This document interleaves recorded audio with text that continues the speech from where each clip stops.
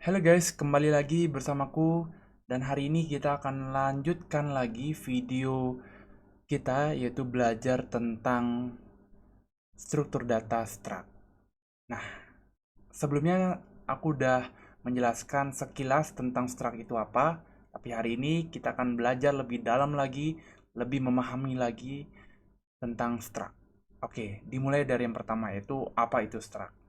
Oke, mungkin aku akan mengulang lagi ya apa yang ku katakan di video sebelumnya. Jadi struct itu adalah kumpulan dari beberapa variabel dengan berbagai tipe data yang dibungkus dalam satu variabel. Ini mirip kayak array. Cuman bedanya itu kalau array itu hanya bisa menampung data dengan tipe data yang sama. Seperti yang sebelumnya misalnya kita buat array dengan tipe data integer dan nama array-nya itu misalnya numbers. Nah, kita hanya bisa menampung angka-angka aja di sana gitu. Yang tipe data integer. Misalnya 56, 74, 45 dan seterusnya. Kalau kita masukin string di sana, maka akan terjadi error. Beda dengan struct. Kalau struct itu sama kayak array, itu juga kumpulan data. Cuman dia itu bisa menampung data dengan tipe data yang berbeda-beda. Misal bisa integer, string, boolean di satu variabel yang sama. Tuh. Nah, selanjutnya struct ini juga dikenal dengan records ya. Sebelumnya juga udah aku bilang, dia itu bisa dikenal dengan records. Cuman ini biasanya istilah di bahasa pemrograman lain ya, misalnya Pascal gitu. Nah, kalau struct ini untuk di C++. Dia istilahnya itu namanya struct atau structure ya. Oke, selanjutnya kenapa kita harus menggunakan struct? Nah, sekarang coba kalian bayangkan. Misalnya nih, kita punya data informasi pribadi kita. Nah, misalnya di dalamnya itu ada tipe data yang berbeda-beda. Misalnya nih, data nama. Nama itu kan string ya. Kita bisa isi dengan nama kita.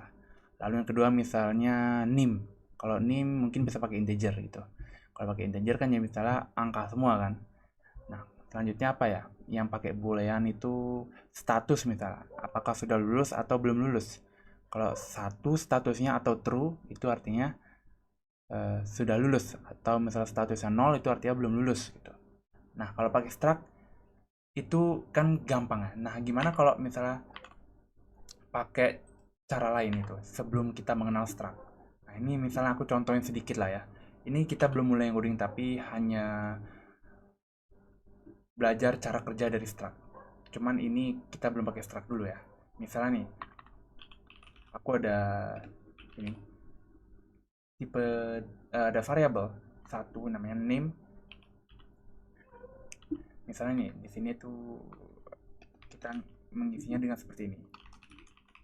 Oke. Lalu ada yang namanya nim tuh. Nim atau nim aja deh. Tapi dia integer ya.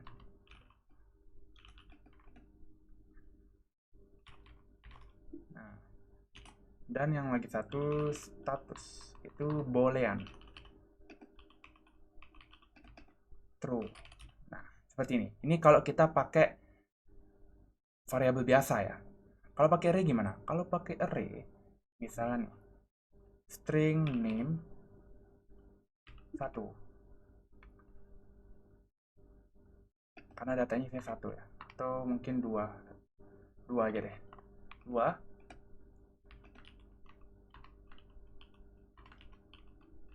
Danu, misalnya nih name ya. Nah, di sini sudah kelihatan kalau terjadi error.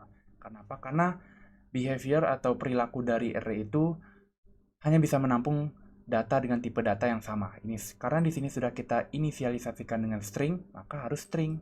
Ini juga harus string. Jadi seperti ini harusnya gitu. Nah, kalau struct gimana? Kalau struct itu yang sudah aku bilang sebelumnya itu bisa menyimpan tipe data atau data dengan tipe data yang berbeda-beda. Gimana cara buatnya? Oke, kita akan pelajari itu di video selanjutnya. Oke, jadi see you in the next video.